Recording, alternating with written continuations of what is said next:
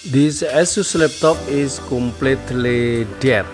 No lights, no sound, nothing when I press the power button. So I had to open it up to see what was going on inside.